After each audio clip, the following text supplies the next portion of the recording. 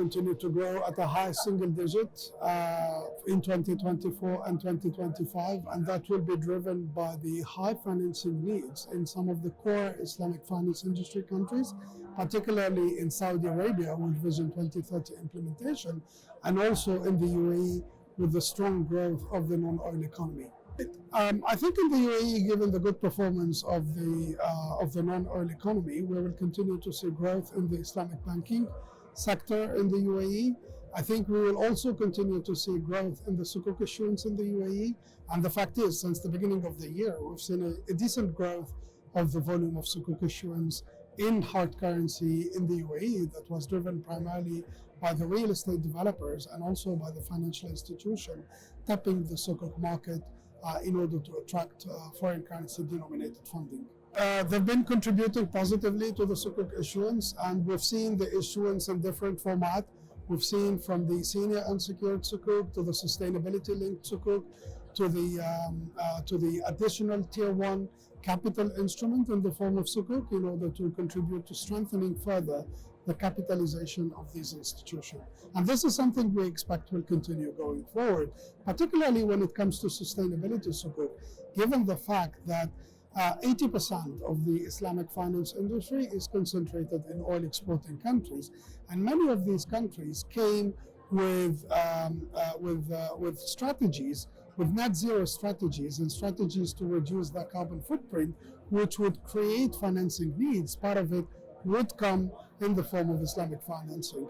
And last year we had COP28 in the UAE, and we had the opportunity to have a certain number of roundtable and conferences around what Islamic finance could bring to the table. So I think people realize now that there's an alignment between Islamic finance and sustainability, and this is something that will definitely continue to contribute to the growth of the industry going forward. So on the sukuk market, this is clearly will be positive because we expect the Fed to reduce the interest rate by a total of 225 basis points, inclusive of the 50 basis point that was already delivered in September.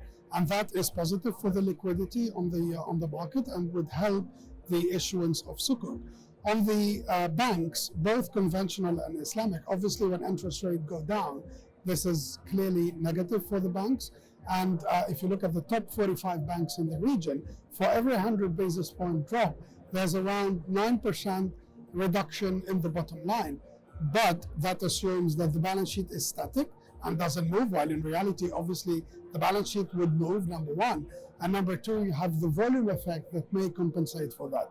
So while we expect that net-net, a drop in the interest rate will be negative to the bottom line, we think that it will be somewhat counterbalanced by the measures that the management teams will be implementing in order to reduce the effect on the bottom line.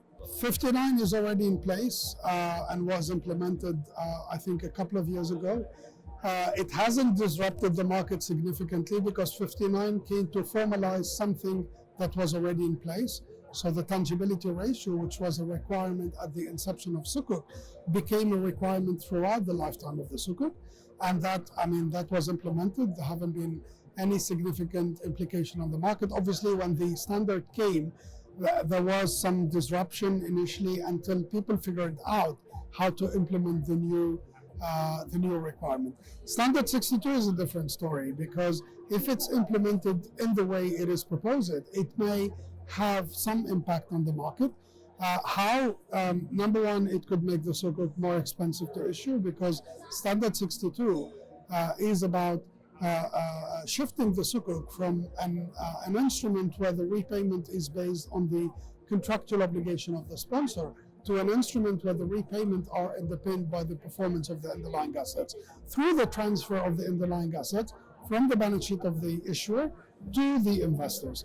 And that could make the sukuk issuance more expensive if you have to register the assets in the name of the sukuk holders, for example. That could make the investors exposed to additional risk, for example, related to the underlying assets, like the risk related to the total loss event or the confiscation of the underlying assets that used to be covered by contractual obligations of the sponsor in some sukuk structures, but now would no longer be possible to do that.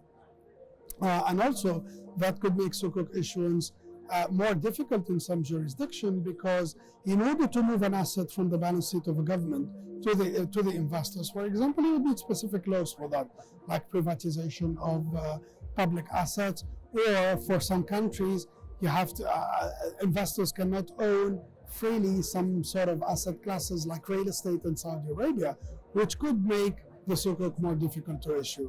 Now the unknown for Standard 62 is when is it gonna come, and in what format, and whether the final standard would be similar to what has been proposed by the AOF. السندات البونز الاستدامة بالمنطقة تقريبا تراجعت 18% على نحو 16.7 مليار دولار بأول 9 أشهر من هيدي السنة. وبنعتقد انه هذا الهبوط اجمالا كان من وراء البوش اللي شفناها ومن وراء الكوب ايفنت هذيك السنه، بس كمان من وراء الاسعار الفايده العاليه يلي كمان سببت بشويه تراجع من هول السندات. صكوك الاستدامه لاول 9 اشهر من هالسنه وصلت 6 مليار 6.1 مليار، تقريبا نفس الليفل اللي شفناها هذيك السنه. ومن بالاجمال تبع كل الصكوك الاستدامه من المنطقه بتشكل حوالي 25 ل 30%. بالفعل نحن نتوقع في ثلاث عوامل رح تاثر على الطلب على هول الصكوك الاستدامه، صكوك السندات الاستدامه. اول شيء توفر المعلومات من الايشورز، بيسكلي بنشوف اكثر ريبورتنج ومعلومات وشفافيه اكثر، هيدي عامل واحد. ثاني عامل هو اكثر على الريجوليشنز والتشريعات يلي عم تدفج وتدعم هول الاصدارات. وثالث شيء بفتكر منا بس على الاستدامه، بس هي على الحاله الاقتصاديه بالمنطقه يلي هي اسعار الفايده، يلي هي مثلا الانفليشن او بالاجمال الحاله الاقتصاديه بالاجمال اللي حتاثر على الطلب على اصدار الصكوك والسندات بالاجمال. ونحن شفنا فرق بين شو كان عم بيصير هيديك السنه واول 9 اشهر من هالسنه. هيديك السنه شو كنا عم نشوف؟ انه مثلا بالسعوديه كانت الحكومه كثير عم تصدر سندات استدامه، بينما بالامارات شفنا كثير من الشركات الكبيره اللارج GREs هن اللي كانوا عم يدفعوا هذا الطلب على السندات وصكوك الاستدامه. بينما هلا هالسنه اول 9 اشهر على القليله شفنا كثير البنوك هن السبب، الايشورز اللي يعني بشكل 60% من الايشورز تبعول السندات وصكوك الاستدامه بهالمنطقه. Generally speaking, I think the market will grow at a similar pace. Conventional companies and the carrefour companies. We're expecting to see premium growth of 15 to 20% this year, and really driven by the economic conditions in the market, infrastructure investments, but also some rate increases. I mean, there have been roughly 1/3 of the UAE companies in the carrefour space have merged in recent years. So there is only a small number of companies left